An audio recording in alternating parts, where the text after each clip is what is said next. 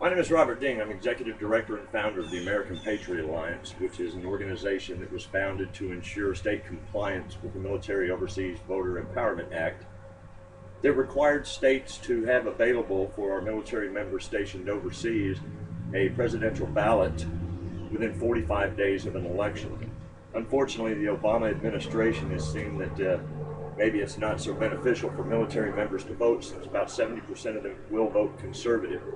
So the Department of Justice, along with the Obama administration, has granted waivers to several states, and they filed challenges for extensions on military votes that some states have decided that they need, simply because they haven't gotten their ballots in order yet. And I think this is an extreme injustice for our military members who are fighting for the exact rights that they're now being denied. And we came together as an organization back in November of 2009, before the midterm elections, and we've had some success, even though in 2010 the Obama administration did grant quite a few waivers to what are traditionally blue states, so that they weren't in compliance with the MOVE Act. Several of the other areas that the American Patriot Alliance deals with is illegal immigration and border security, as well as the attempt to Islamicize the United States.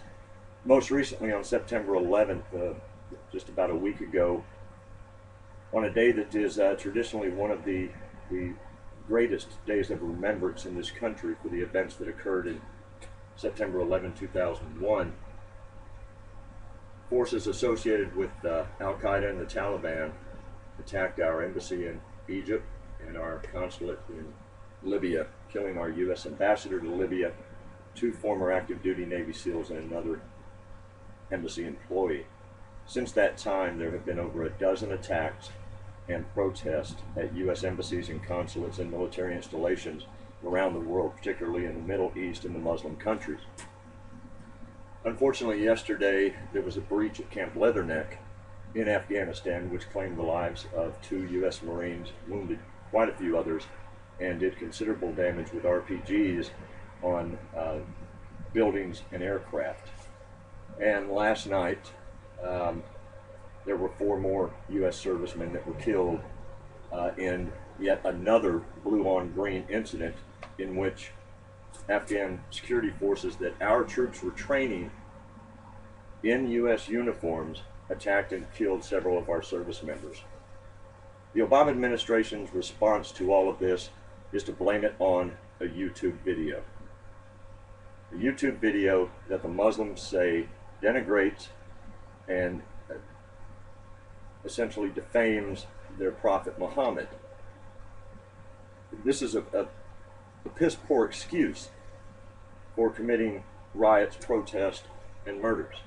This had nothing to do with the YouTube video, because I distinctly do not remember any Americans, any Christians, going on a rampage when Monty Python's The Life of Brian came out, or when some artist being funded by the National Endowments for the Arts decided that it would be art to take a crucifix, put it in a jar of urine, and display it at the museum. I don't remember the Christians rioting and murdering people over that. I don't remember them doing those same things when The Last Temptation of Christ came out.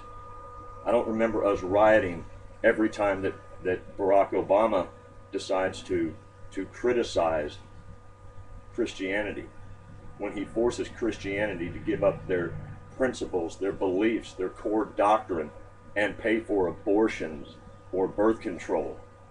And the response from the State Department has been absolutely pathetic.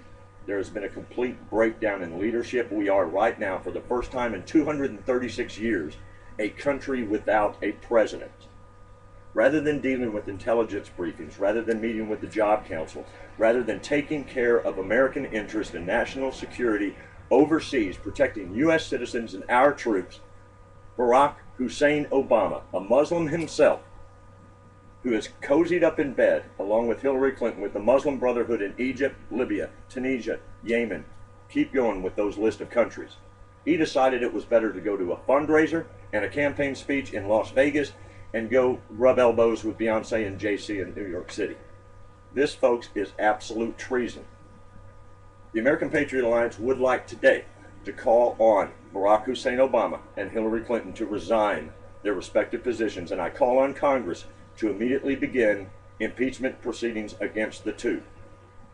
I would also ask that Congress recall U.S. Ambassador to Egypt, Ann Patterson, for her blatant treasonous actions in not allowing our U.S. Marine embassy security guards to carry live ammunition and loaded weapons.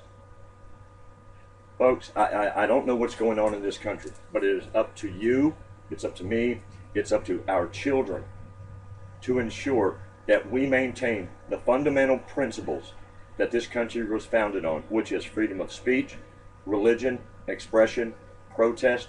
We have rights, and we have the Second Amendment, just in case they don't want to follow the first. Folks, we're living in a very perilous time, and it is daunting to me to think that Barack Obama still has as much support as he does when you look at the numbers. We are over $16 trillion in debt. Our unemployment has been over 8% for the last 2 years. Congress, under the leadership of Harry Reid and Nancy Pelosi, have not passed a budget in nearly 3 years, a constitutionally required budget. Instead, they blame it on the House. They blame it on the Republicans, the conservatives. They want to continue continuing budget resolutions to keep the country running. And sadly, in issues of blackmail, when Congress refuses to continue funding a government without a budget, the first people that Barack Hussein Obama refuses to pay is our military. Folks, it's a perilous time, and it is going to be up to each and every one of us to take control of this country. On November 6th, it will be our last chance to remember America as she was, because I fear if Barack Hussein Obama is reelected, you will never recognize America as she once was. Her exceptionalism, her divine guidance, her wisdom, and her beacon for democracy, freedom, and liberties worldwide. It will be a very scary time, and I would hate to think what Barack Hussein Obama will do when he doesn't have to worry about re-election. Well, let's get back to what the main focus and purpose of this is. We have a right in this country to freedom of expression, freedom of religion, freedom of protest, freedom of speech, and that's exactly what we're going to do.